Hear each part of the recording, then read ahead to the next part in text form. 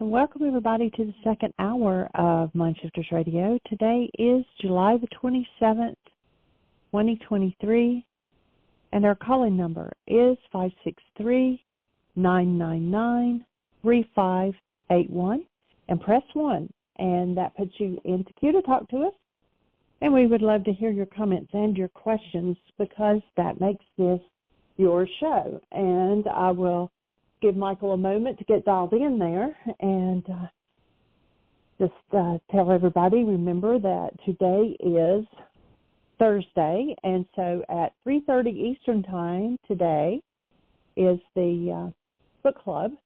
We do that on the second and the fourth Thursday of every month, and today is actually Chapter 7 that they're going to cover. And so the link is on the website. You can go under Schedule and Global Book Club, and the Zoom link is there, as is all of the archives, and so you can listen to those. They are out on our Facebook page. And I was just looking to see, I thought that I had a question come through on the app, so I was opening up my other email and see what is out there. It's I don't use that email for anything other than the why work. No, it's just somebody who said add me to your mailing list.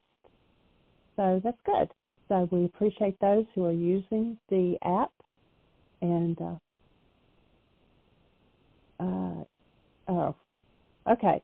So I get some really weird emails from people from the website. You know, there's a contact form where they can send in, and I get everything from, you know, let us do your AI work, to let us revamp your website, to how about let's go on a date. I mean, it's insane, some of the things that come through off the website. So anyway, that is not a question from the app. I thought it might be. So anyway, I'll welcome Michael at this time.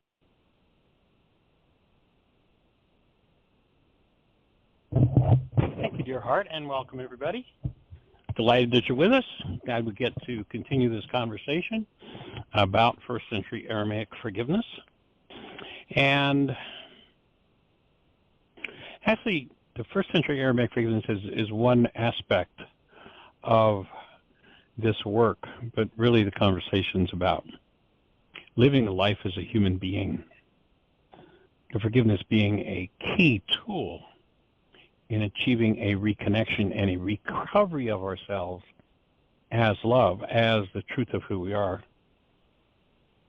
and the removal of the pretense at life that comes from the mind that's been brainwashed and hoodwinked into believing that somebody outside of us is the cause of what's going on inside of us, hoodwinked into believing that if we could just change them, then I could be happy, then I could stay connected. We're looking to shift the belief system, the BS, from believing that the power is outside of us to recognizing that not only is the power inside of us, but the problem is inside of us. The solution is inside of us. And pained living only comes from the fact that there are energetic patterns within that don't belong within. They don't happen because Uncle Charlie did this terrible thing, or Aunt Mary did that awful thing, or the spouse cheated, or, you know, nothing painful happens because of those things in the world. When we have modeled for us the belief that what's outside of us causes what's going on inside of us. And that usually happens with a power person who introduces us to that situation or that belief system, that BS, very early, by giving us an errant message that says, you are the cause of my pain. I'm upset, but you made me so mad. Oh, you hurt me so much. All of that's a lie. If it's not in you, you can't feel it, and somebody from the outside can't put it in you. Now, of course, somebody from the outside can trigger it in you, but if it's moving in you, It's moving in you. It belongs to you. So if we go back 2,000 years ago, this man Yeshua said, I come to bring you life more abundantly, and that's precisely what we're here to do, is to share the tools, the understanding, and the support for moving into the space where we live without carrying the burdens of hostility and fear. The burdens of hostility and fear usually show up as a result of a power person dynamic from childhood that becomes the energy through which we select partners and circumstances. In our Healing Through Relationships workshop, we call that relationships based in matching bags of garbage. When, rather than creating our lives consciously and selecting whatever it is that we're going to do consciously, we come from the unconscious, we automatically seek out, we automatically tend to resonate with someone who has the match, who has within them the potential to resonate or show us what it is that we need to heal in regard to our power person dynamics. I was working with a gentleman yesterday, and he was sharing about some really, what can I say, dastardly attributes and behaviors that his wife had. And how that was really disturbing to him. And when he became very precise and expressed exactly what that was about, I sprung it on him. Have you ever said that about your mother? And it was just like bewilderment and shock. And yeah, that's exactly what my mother did to me. Yeah, well, guess what? You're in a why is this happening to me again experience, but you know what? You're not in a why is this happening experience because of what your wife did. You're in a why is this happening experience because you refuse to forgive what's in you that you put into your brain's image of her.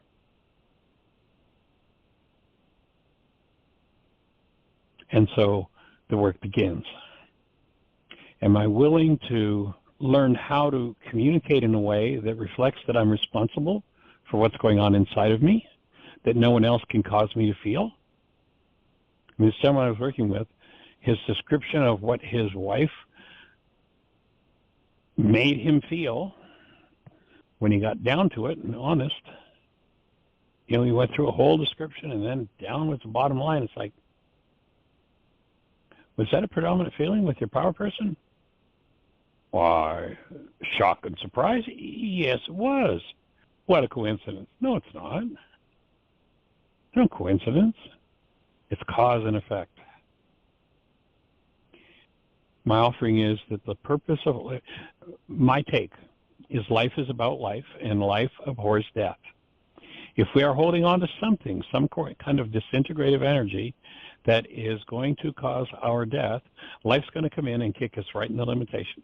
Life's going to have someone show up, someone be attracted to us, someone move in our direction that knows exactly how to push that button. And there's a very, very old saying in the farming community. If somebody keeps getting your goat, get rid of your goat. If someone can get you by the rage or the fear or the grief or the pain, then get rid of your rage, your fear, your grief, or your pain. And the only consistent, persistent way that I know of on planet Earth to do that is through first century Aramaic forgiveness as taught by Yeshua 2,000 years ago. There's nobody else. There's nowhere else. You're going to find it.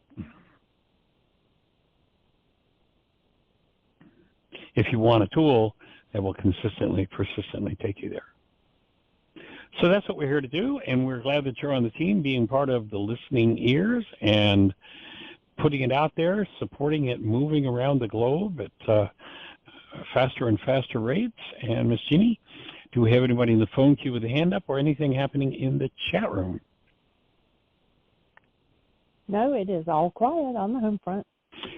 Well, do you want to go ahead and do some reading? Okay, I can do that. The last chapter that we read yesterday should have triggered some things in a few people. I think we spoke with Doug afterwards, and said it was challenging for him to actually listen to it. It was about death, and appreciate the commentaries and the add-ons that you gave to help clarify that we can see it from a different perspective and not the way that is written in the book. This is The Untethered Soul by Michael Singer. Much like the picture that you found on Facebook yesterday. Right. Somebody posted. That was such a perfect example. I was actually going to mention that if you're on my Facebook page, you can look, and the picture's like really weird, and it's like, what is this? Is it like a big stone floating in the air, and there's trees and water and stuff? And the photos is real. It wasn't edited. The stone's real, the trees are real, the soil is real, the sky is real. But if you turn the picture upside down, it totally changes your point of view. And when you turn it upside down, what it is the rock is in the water, and the trees are a reflection in the water, as is the sky. But if you look at it right side up, then it's like, what is this? It doesn't make sense. And it's really kind of funny because most people that commented on it were like, wow, that's an awesome picture. Can I use it? And all this. But there was one person that said, I don't get it. And I said, did you turn it upside down? Yes. I said, did you not see that it was different? No. Really? It was like, I said, that's impossible to me. I know. I said, if you look at it as is, it looks like this big rock floating in the sky.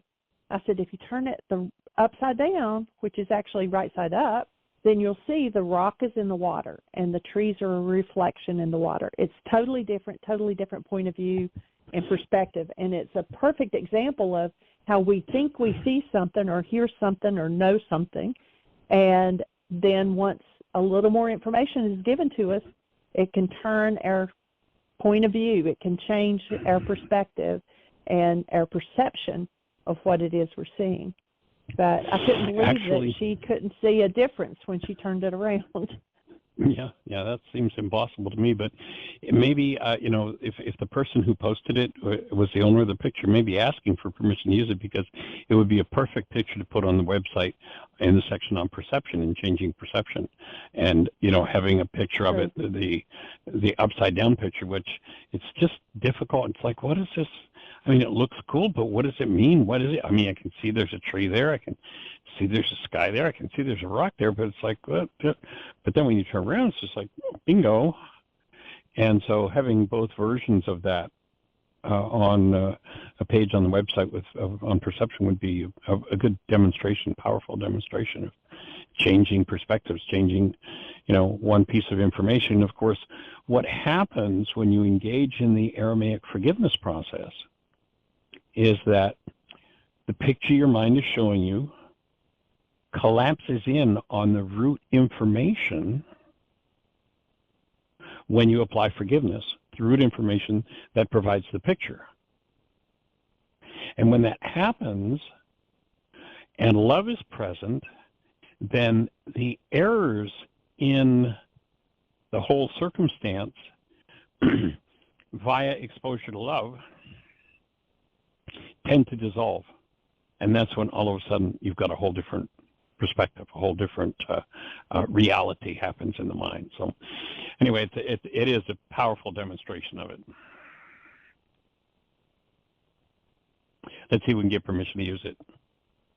I will do that. Cool. Awesome. So the next chapter is chapter 18. We only have 2 more chapters in the book. And chapter 18 is titled The Secret of the Middle Way. Discussion of living life as a spiritual path is complete without addressing one of the deepest of all spiritual teachings. And I won't say this properly. The Tao Te Ching. It discusses that which is very difficult to discuss. The Tao. Tao, even though it's a T? Okay. It's pronounced as a D, yeah. Okay. So that which Lao Tzu called the Tao, literally translated means the way. And that made me think of the movie The Way, and we ought to watch that again. It was an excellent movie. Literally translated means the way. The Tao is so subtle that one can only talk around its edges, but never actually touch it. That's kind of what you talk about, actuality. That's it. Words could never say. Yeah. The very basis for the principles of all of life is laid down. It is a treatise on the balance of the yin and the yang, the feminine and the masculine, the dark and the light. You could easily read the Tao and never understand a single word, or you could read it and tears pour from your eyes with every word that you read. The question is, do you bring to it the knowledge, the understanding, and the basis for comprehending what it is attempting to express? Unfortunately, spiritual teachings often mask the essence of truth with mystical words. I think that's kind of like Yeshua used to teach in parables, because he'd take something simple that he knew they'd understand and give them a deeper meaning behind it. But this balance, this Tao, is actually very simple. Those who have truly learned the secrets of life recognize these truths without having read anything. If you want to understand the Tao, you must take it very slowly and keep it very simple. Otherwise, you may miss it, though it's right in front of you. It's best to approach the Tao through some very simple, almost rhetorical questions. For example, is it good for a person to eat sometimes? Yes, obviously it is. Is it good for a person to eat all the time? No, of course not. Somewhere in between, you pass over the Tao. It's good to fast periodically? Yes. Is it good to never eat? No. The pendulum can swing all the way from gorging yourself to death to starving yourself to death. Those are the two extremes of the pendulum, the yin and the yang, the expansion and contraction, the non-doing and doing. Everything has two extremes. Everything has gradations of this pendulum swing. If you go to the extremes, you cannot survive. That's how extreme the extremes are. For example, do you like hot weather? Yes. Well, how about 6,000 degrees Fahrenheit? Well, you'd instantly be vaporized. Do you like cold weather? Yes. Well, how about absolute zero? The molecules of your body would never move again. Let's use an example that's a little less extreme. Do you like being close to another person? How about being so close that you're never apart? You eat every meal together. You go everywhere together. You do everything together. And when you talk on the phone, you always use a speakerphone so that both of you can partake in every conversation. You want to be so close that you're the same person. Well, we do something different. Like I went out today. Well, we do everything differently, but most of it's together. That's true. What came to my mind was to be so close you're the same person is that we know a couple who practically finish each other's sentence, but they talk at the exact same time, and it doesn't seem to bother them that they're both talking over top of each other, but it's kind of hilarious. You want to be so close that you're the same person. How long do you think that could last? That's one extreme in human relationships. The other extreme is that you want your own space. You do your own thing. You're independent. You like being separate so that you always have something to share with each other when you're together. How independent are you? Well, you travel separately. You eat separately. You live in separate houses. At what point are you so separate that no one can figure out if you're having a relationship? You haven't seen each other for years. Both of these extremes will end up the same, too far away. In either case, you won't be talking to each other before long. Everything has its extremes, its yin and its yang. Now let's get a little subtler. The 6,000 degree temperature doesn't sound so good. The absolute zero doesn't sound so interesting either. Neither does starving to death, nor eating until you're sick, or not eating until you're sick. But that part about being so close to somebody that you're always together may sound pretty nice. You may at least like to give it a shot. If so, it's because your pendulum has begun to swing in the opposite direction for too long. You've had too much time alone, too many dinners alone, too many movies alone, too much traveling alone. In other words, your pendulum has swung off center. From science, we know that if you pull a pendulum 30 degrees to the right, it will swing back until you don't need Lao Tzu to tell you this. All the laws are the same, inner laws and outer laws. The same principles drive everything in this world. If you pull a pendulum out one way, it will swing back just that far the other way. If you've been starving for days and somebody puts food in front of you, you won't be polite while you're eating. You will shove the food into your mouth like an animal. The degree to which you will act like an animal is the exact degree to which you were starved enough to bring up your animal instincts. So where is the Tao? The Tao is in the middle. It's the place where there is no energy pushing in either direction. The pendulum has been permitted to come to balance concerning food, relationships, sex, money, doing, not doing. Everything has its yin and yang. The way is the place in which these forces balance quietly. And indeed, unless you go out of the way, they will tend to stay in peaceful harmony. If you want to understand the Tao, you must take a closer look at what lies between the two extremes. This is because neither extreme can last. How long can a pendulum stay at one of its outermost positions? It can only remain there for a moment. How long can a pendulum stay at rest? It can remain there forever because there are no forces moving it out of balance. That is the Tao. It is the center. But that does not mean that it stays static and fixed. We're about to see that it's much more dynamic than that. First, you have to realize that since everything has its yin and yang, it has its own balance point. It is the harmony of all these balance points woven together that forms the Tao. This overall balance maintains its equilibrium as it moves through time and space. Its power is phenomenal. If you want to imagine the power of the Tao, examine how much energy is wasted swinging sideways. Suppose you want to go from point A to point B, but instead of walking there directly, you move from side to side like a sine wave. That would take a long time, and you would waste a lot of energy. In other words, it's not efficient to oscillate around the path. To be efficient, you must center all of your energies on the path. If you do this, the energies that used to be wasted swinging sideways will get pulled into the center. This concentration of energies is used to accomplish the given task much more efficiently. This is the power of the Tao.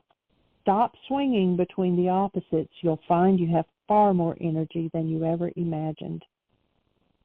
That which takes somebody else's hours will take you minutes. That which wears out other people will draw very little of your energy. That's the difference between struggling with the opposites versus staying centered in order to get something done. This principle holds true in every aspect of life.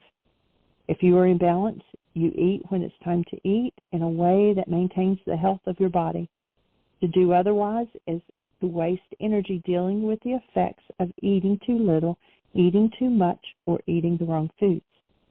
It is much more efficient to deal with the body in a balanced manner than to be burdened with the efforts of the extremes. Basically, you waste tremendous energy at the extremes. The more extreme it is, the more it becomes a full-time project. The relationship in which you insist upon being together all the time would be a full-time job. The only way you could have another job is if you both did the same work at the same desk. At the other extreme, if you had no relationship and you were lonely and depressed all the time, you couldn't accomplish much. So again, it takes all your energy to do the extremes. The inefficiency of your actions is determined by how many degrees off center you are. You will be that much less able to use your energy for living life because you are using it to adjust for the pendulum swings. Extremes are good teachers. When you examine the extremes, it's easy to see the effects of imbalanced behavior patterns. Let's take an example of a chain smoker. He always has a cigarette in his mouth. He's constantly lighting up another. A meaningful percentage of his life is involved in smoking. He's buying cigarettes, lighting cigarettes, and smoking cigarettes. He's also very busy trying to find places where he's allowed to smoke. And since he doesn't like having to go outside to light up, he's joining the committees in favor of allowing smoking in public places. Notice how much of his energy is going into smoking. Now imagine that he decides to quit. Not a single cigarette anymore. If a year later you ask him what he did last year, he'll tell you that he quit smoking. That was his life for the past year. First, he tried the chewing gum. That didn't really help. He tried the patch. When that didn't work, he moved on to hypnotherapy. And because the pendulum was so far to one extreme with his smoking, it had to swing to the opposite extreme in order for him to stop smoking. Both extremes were a tremendous waste of time, energy, and effort that could have gone into more productive aspects of his life. When you spend your energy trying to maintain the extremes, nothing goes forward. You get stuck in a rut. The more extreme you are, the less forward movement there is. You carve a groove and you get stuck in it.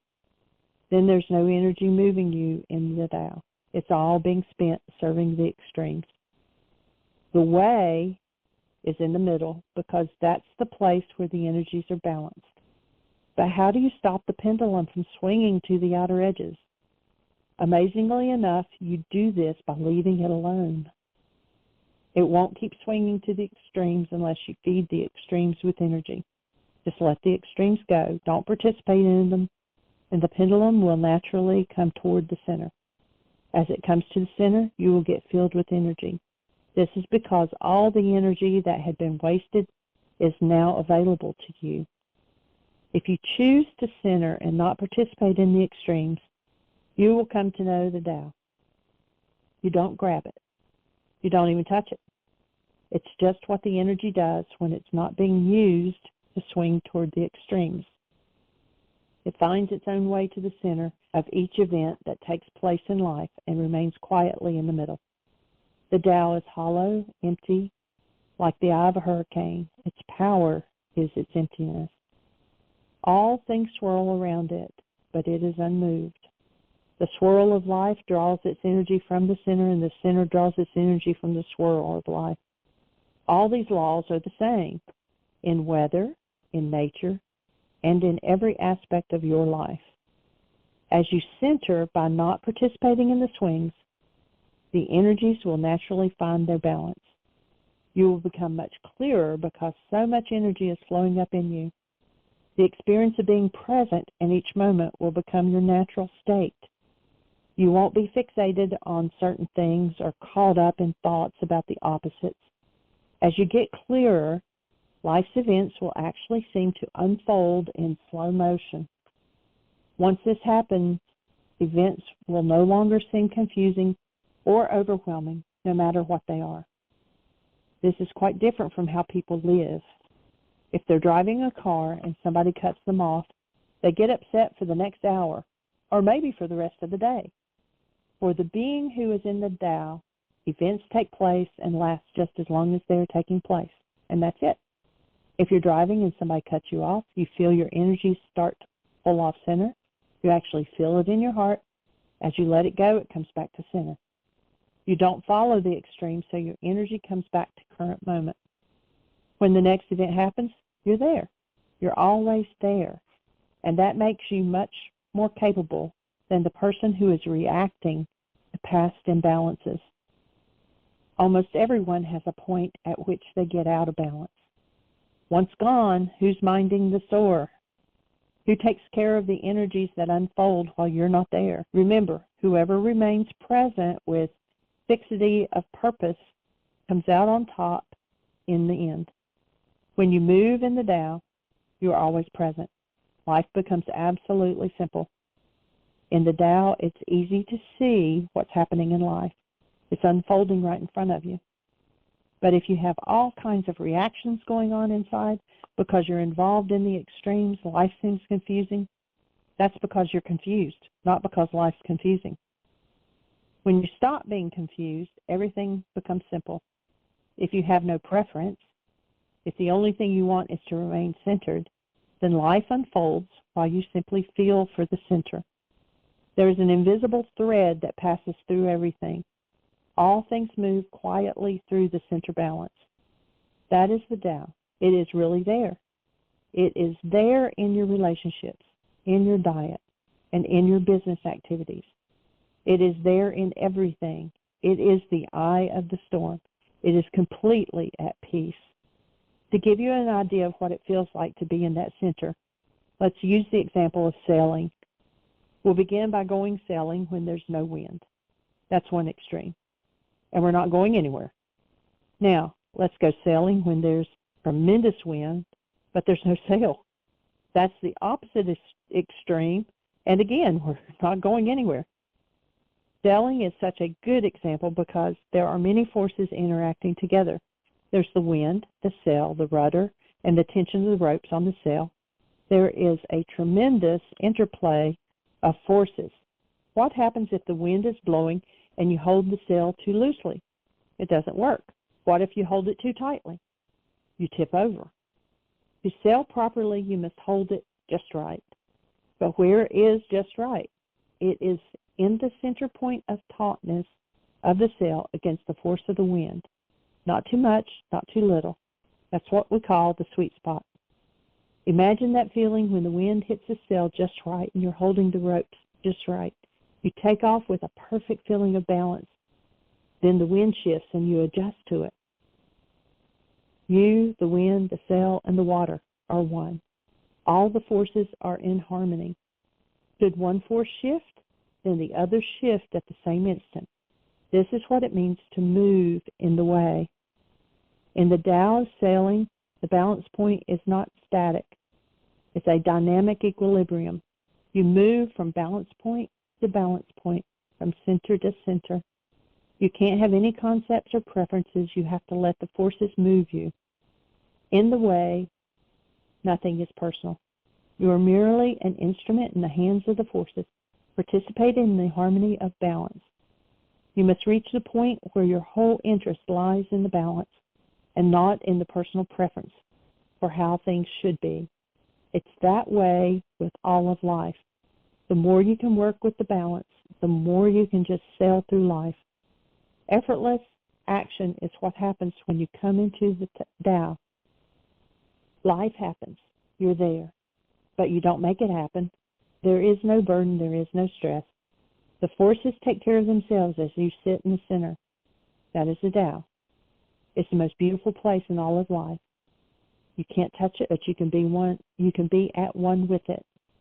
Eventually, you will see that in the way of the Tao, you're not going to wake up, see what to do, and then go do it. In the Tao, you are blind, and you have to learn how to be blind. You can never see where the Tao is going. You can only be there with it. A blind person walks down a city street with the use of a cane. Let's give that cane a name. It's the seeker of the extremes. It's the feeler of the edges. It's the toucher of the yin and the yang. People who walk with the use of that cane often tap from side to side. They're not trying to find where they should walk. They're trying to find where they shouldn't walk. They're finding the extremes. If you cannot see your way, all you can do is feel for the edges. But if you feel the edges and you don't go there, you'll stay in the way. That's how you live in the Tao. All the great teachings reveal the way of the center, the way of balance. Constantly look to see if that's where you're living or if you're lost in the extremes. The extremes create their opposites. The wise avoid them. Find the balance in the center. and you'll live in harmony. Sounds like trusting Ruka. Yeah. Sounds like recognizing that within us there's this feminine elemental force that 2,000 years ago in Aramaic was described as Ruka Kudsha, and that when we're in tune with that elemental force within us, then there's going to be guidance in literally everything that could possibly happen. And by being in harmony with that guidance, to me, it sounds like he's describing this state of living in the elemental forces as opposed to living in one's head. I remember back, this goes back probably 30-some years ago, there was a fairly elderly Italian woman that I worked with, was a student. Used to come, this was way back when I was, so it's more than that, it's 40 years ago when I was in Atlanta. And she would come to my classes in Atlanta from New York. She lived in New York City. Her son actually was the man who started the group in New York called the Guardian Angels. She was just actually it was a couple, and they were both just awesome people. But she shared with me one day as her father lay on his deathbed, asking him, and he was old country, old school, Italian patriarch. And she asked him, he's literally, according to her, was like within hours of death. And she asked him, and he was almost inanimate. And she said, Papa, what's the key to life? What? And she said he just sat straight up and put his hand up in the air, pointed up in the air. Valencia. And a very short time later, he passed. They were his last words. But balance, yes, that's definitely a key in the process. And when we go out of balance, the thing that creates this out of balance state where we become emotionally distraught, mentally disturbed, is when some form of hostility or fear enters into our perceptual world. And so the pathway there, to me, as opposed to seeking balance as much, would be seeking our guidance and seeking to live as the presence of love.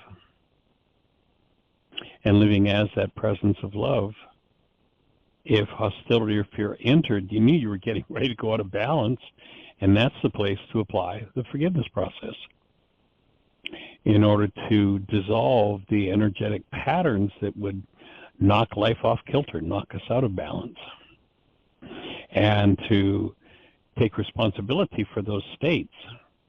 And yet they're so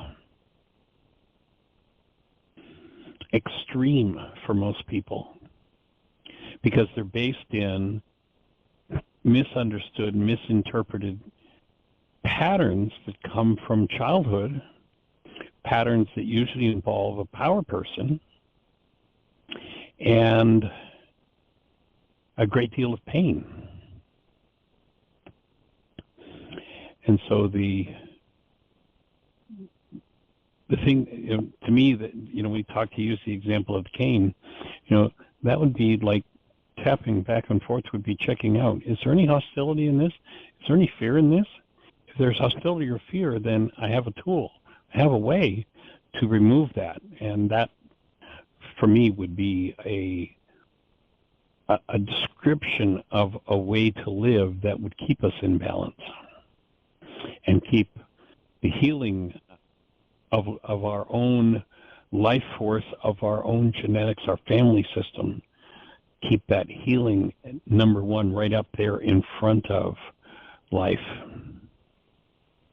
So just a few thoughts in that regard. What does that bring up for you, Jeanie?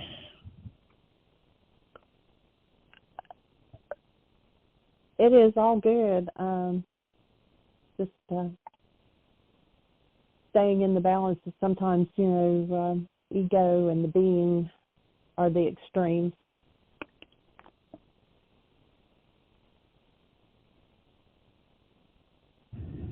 I don't know.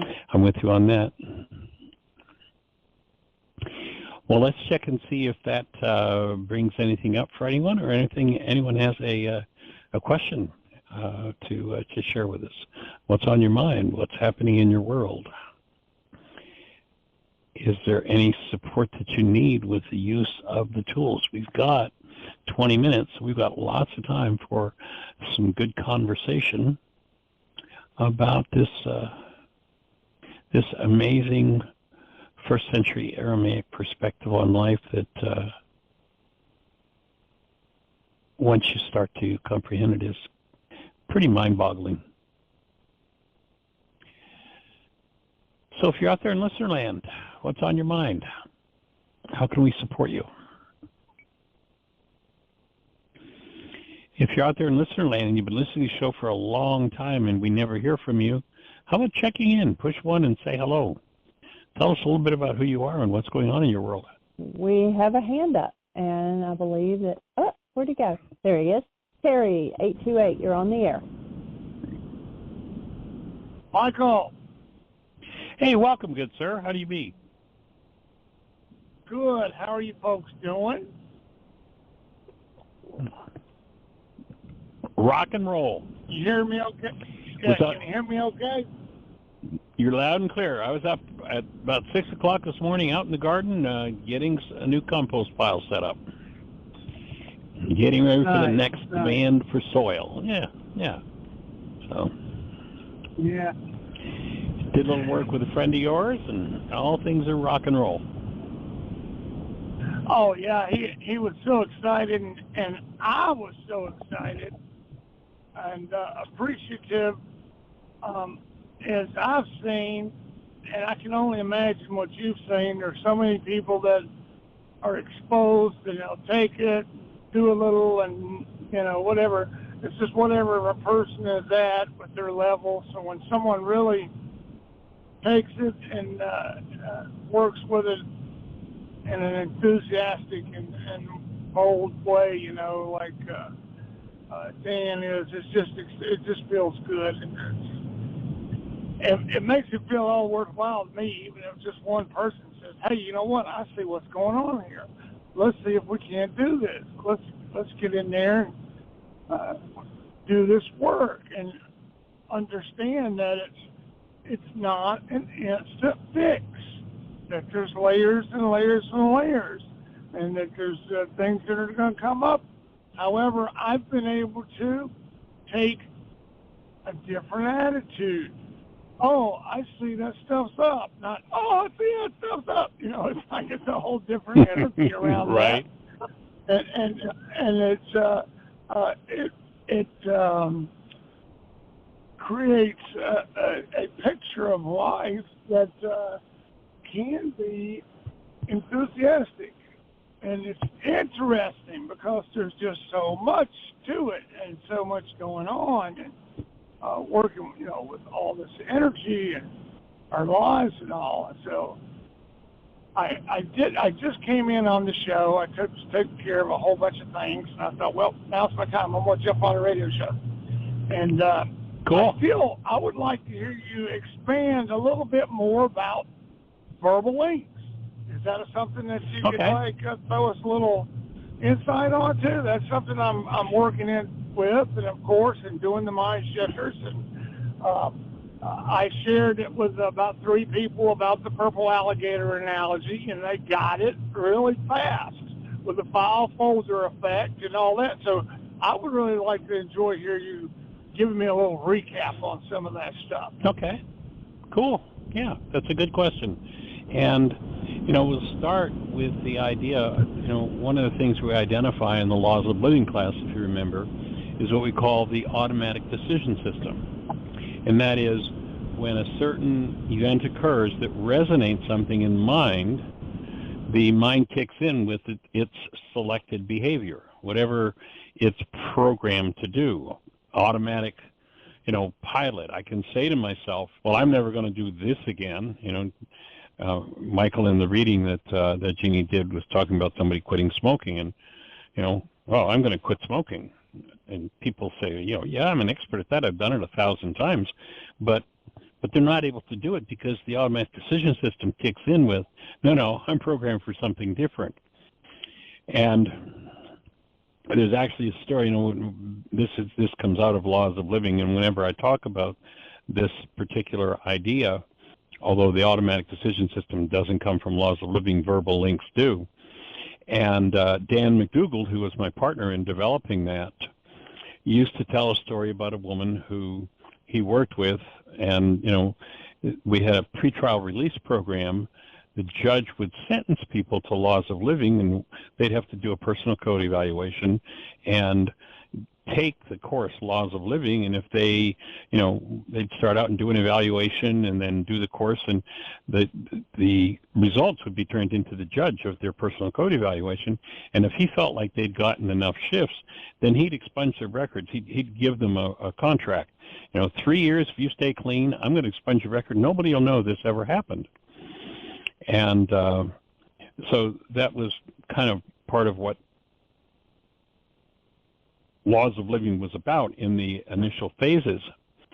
And Dan used to like to tell a story about a woman who would write bad checks and go to jail, and went to jail several times over it.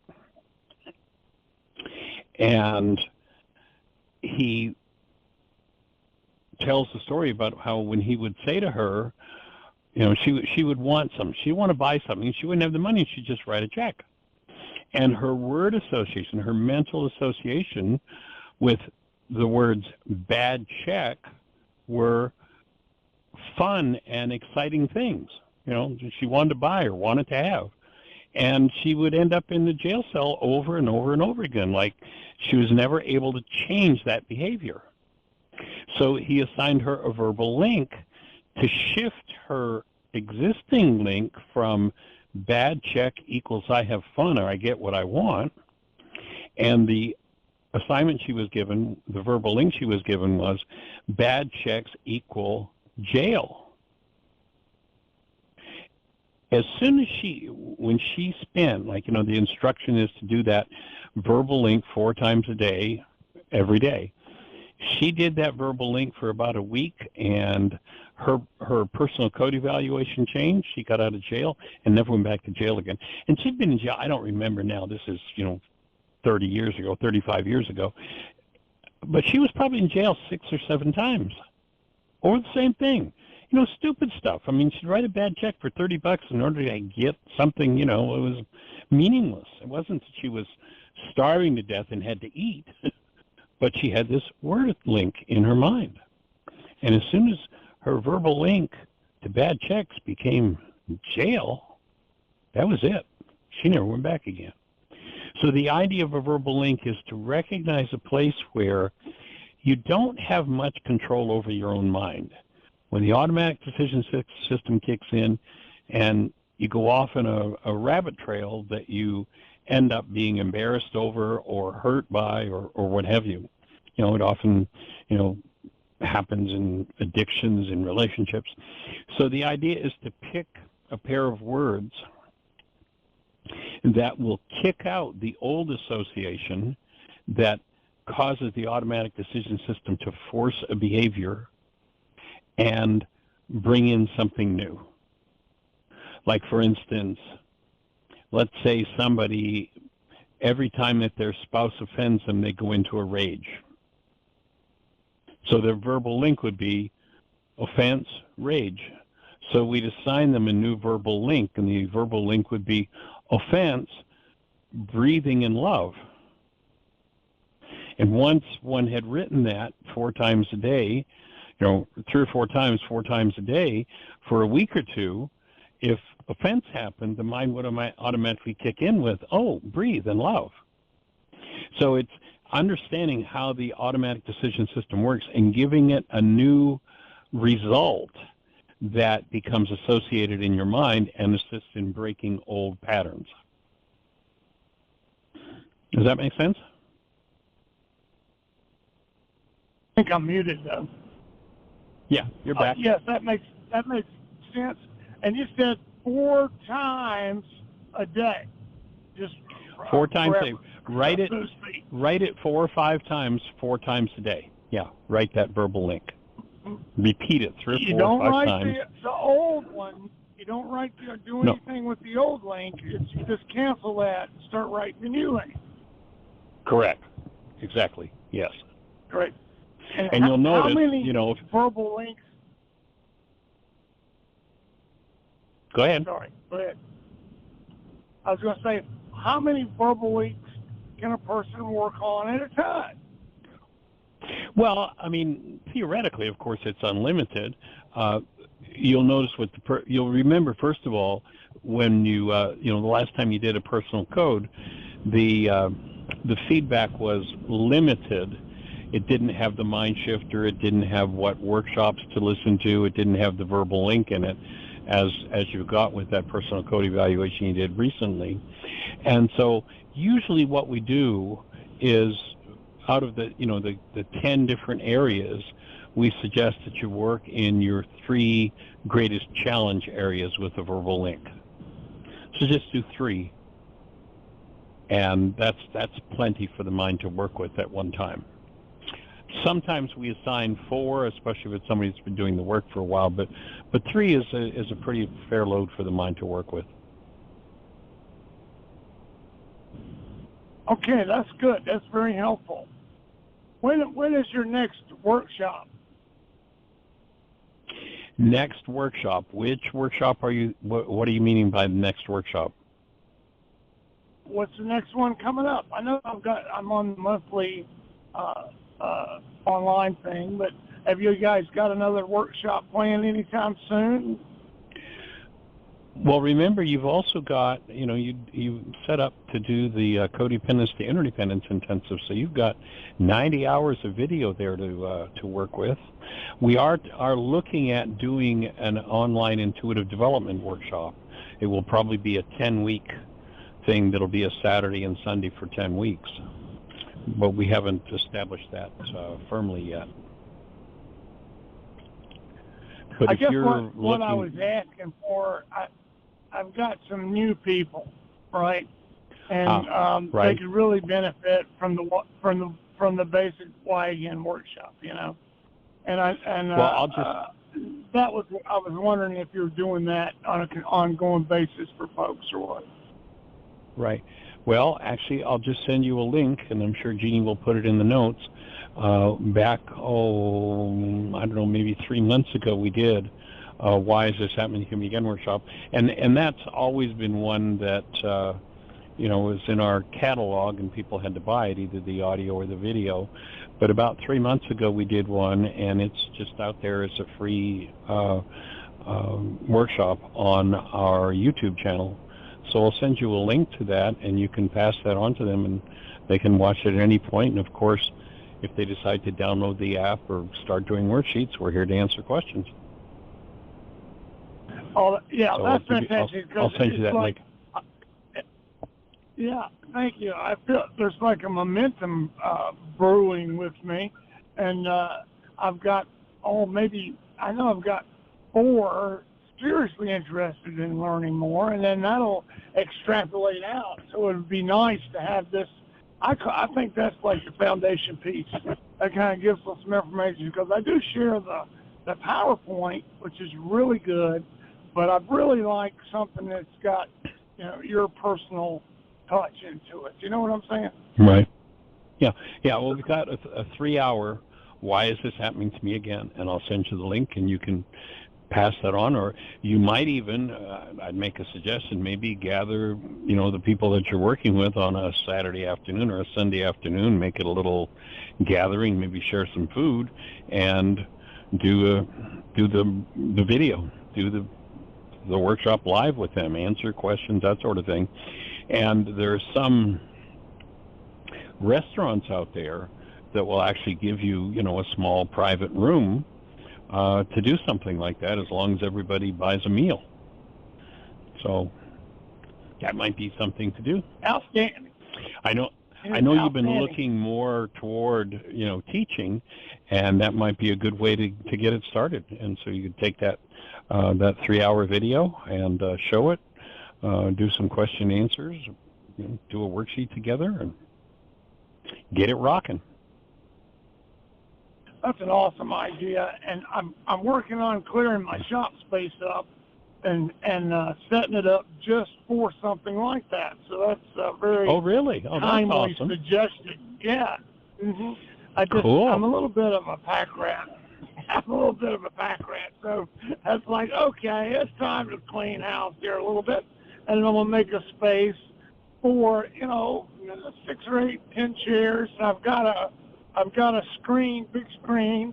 I'll need to get someone to help me figure out how to play a link. But you said it's on YouTube. It's a YouTube link? Yeah, it's on YouTube. Most televisions or smart TVs, you can just do it right there. And my thought would be, set that up for a Saturday afternoon or something, and then do one evening a week, do a support group, do a MindShifters group. Every Tuesday night, 7 o'clock, do a 2-hour MindShifters group. And, the way that I started doing this work when I was in South Florida, I was actually invited to teach at a Unity Center. And basically, I ended up doing Course in Miracles, but I was teaching the first century Aramaic forgiveness work. And what really got it building, Fort Lauderdale was a place where a lot of people came from all over the country, all over the world, and would go back home, and they'd go back home and say, we have nothing like this. And that's what really started my work moving around the country and around the world. And so once a week, we got together and did a 2-hour session. So that might be a thing to do, is use the 3-hour Why Is This Happening to Me Again workshop to start a MindShifters support group. And what I found, and we used to average in that Course in Miracles study group in South Florida, we used to average anywhere from 80 to 125 people every week. Wow. And what caused that to happen was just being there. Say it again? Well, actually, what would the Jeanie support group look like? Yeah. The first time I came to visit Jeanie here in Bristol, we met online, and then she came to visit me. We actually met in a couple different cities, went out and spent some time with Michael J. in Kansas City and such. And then I came here and did a Why Is This Happening to Me Again workshop. And then Jeanie picked up and did a support group. That support group went on for years here in Bristol, or actually in Johnson City, just down the road a little bit. And Jeanie wrote up a set of guidelines for doing that. So that's all online. We'll get you a link. Maybe Jeanie will even put it in the notes today, so anybody that wants to do that could do that. If this is your work to teach, take it and start putting it out there, and we're here to support it. And you don't have to know everything about it. We're always here for questions. It's always safe to say I don't know, but we'll ask about it on the next radio show and have the conversation. So that'd be awesome to see you start a support group down there. Well, it's right here. It's happening. Okay. Well, we'll put it on the website. We'll announce it. Fabulous. Yeah, I'm pretty excited about it. Very excited about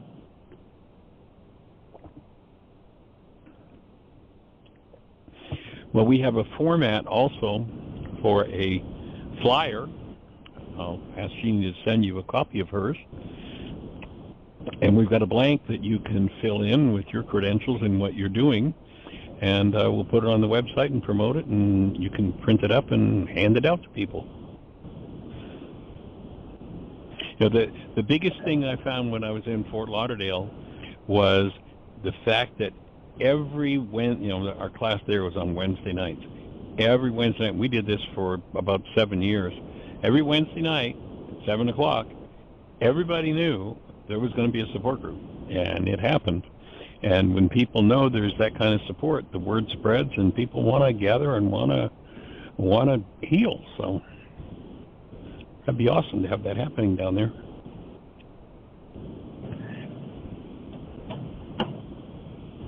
And it certainly is a large enough population around here, unlike the mountains. So it's in a pretty remote area that I can see this really spreading around here, like a whole new resurgence of this. I can already see it happening. Awesome. Well, I'll join in seeing it with you, and the show's about to cut us off. So I'm going to just say thanks, everybody, for joining us. And, Terry, I'll send you a link as soon as we get off the show. And everybody have the best year yet of your eternal life. It's an awesome gift to give the world. Blessings. Appreciate you, Terry. Take care.